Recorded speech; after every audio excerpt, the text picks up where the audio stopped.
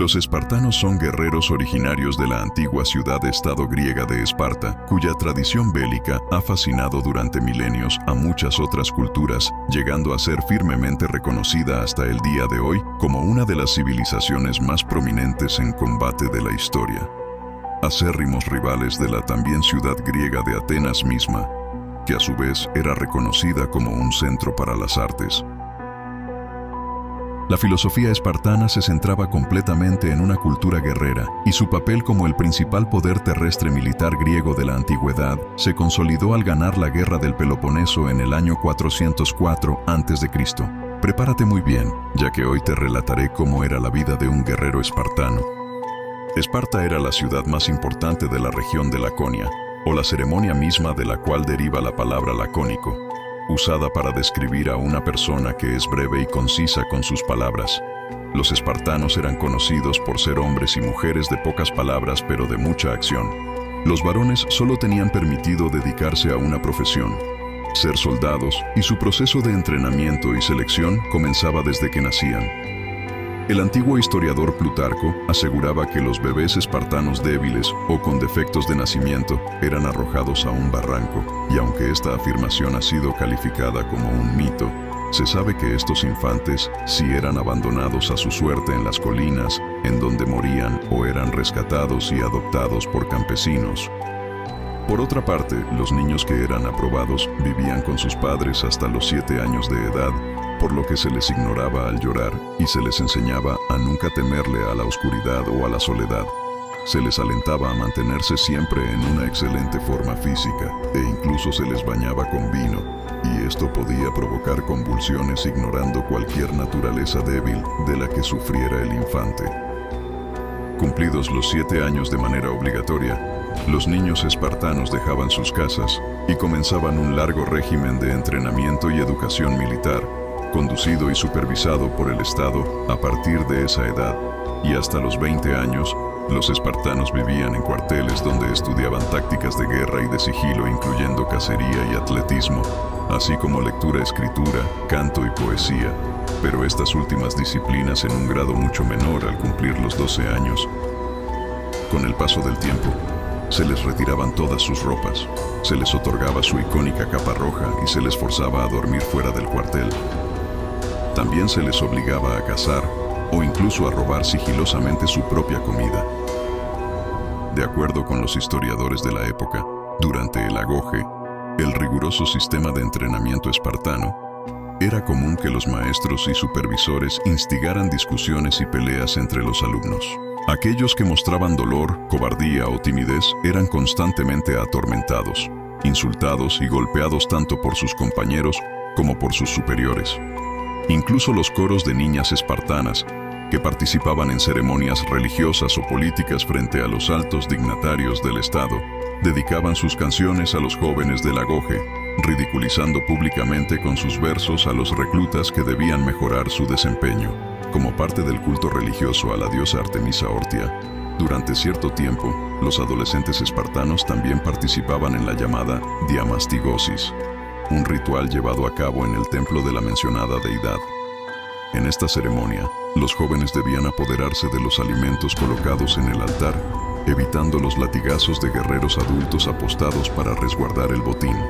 El propósito de esta práctica, además de la ofrenda de sangre y valor para Artemisa, era poner a prueba la resistencia al dolor y la fortaleza física de los futuros guerreros. Algunos guerreros a veces fallecían durante el evento. Al cumplir los 20 años, todo joven espartano que había sobrevivido al agoge se convertía oficialmente en soldado y era transferido a un nuevo cuartel.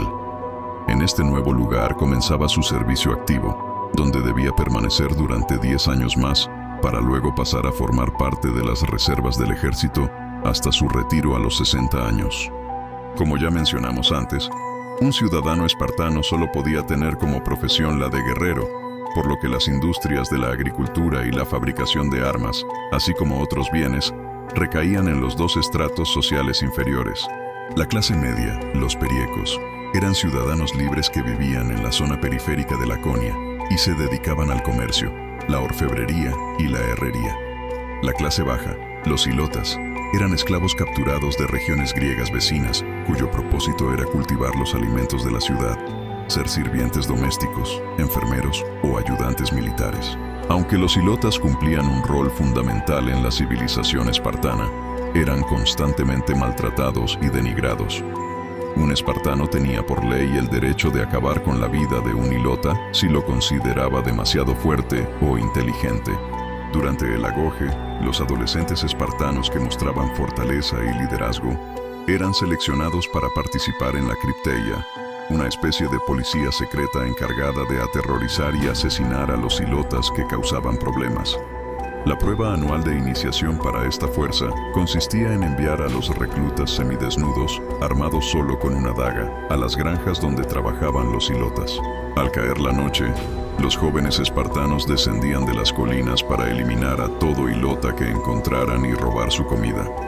Conociendo estas atrocidades, es evidente que uno de los principales motivos por los que Esparta tenía un ejército tan formidable era el miedo a que los ilotas se rebelaran. Además de los esclavos, los únicos miembros de la civilización espartana que recibían un trato denigrante de parte de los demás eran aquellos ciudadanos que sufrían de sobrepeso. Esparta era bien conocida por la devoción de sus habitantes hacia la perfección física y una alimentación adecuada. Un espartano con sobrepeso era ridiculizado públicamente sin piedad y con frecuencia terminaba expulsado de la ciudad.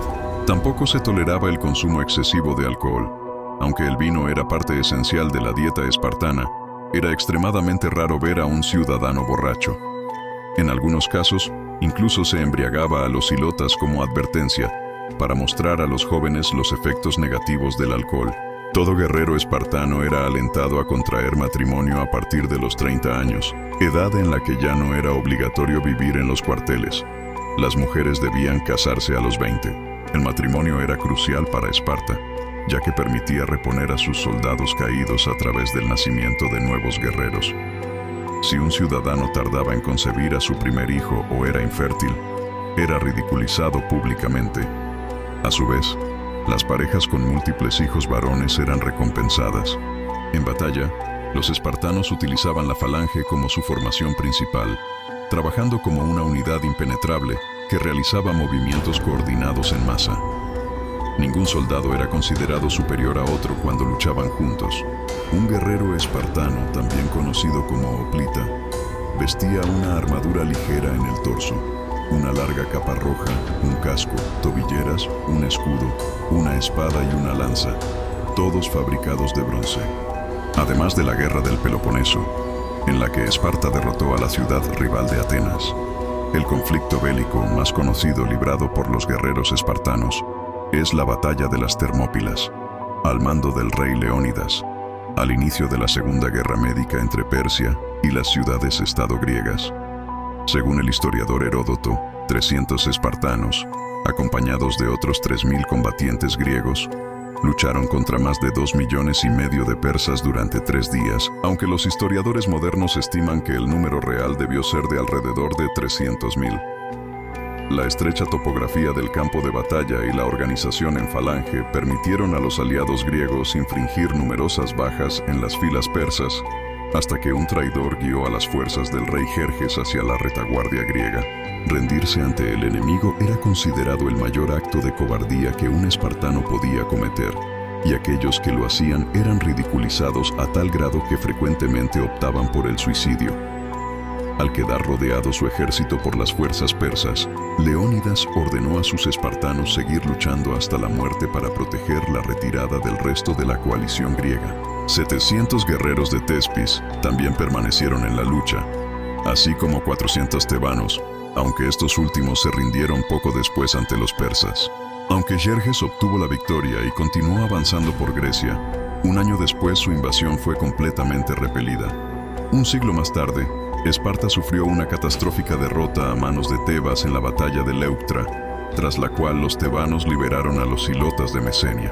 Estos eventos marcaron el inicio del declive de Esparta, que finalmente fue conquistada por Roma en el año 195 a.C.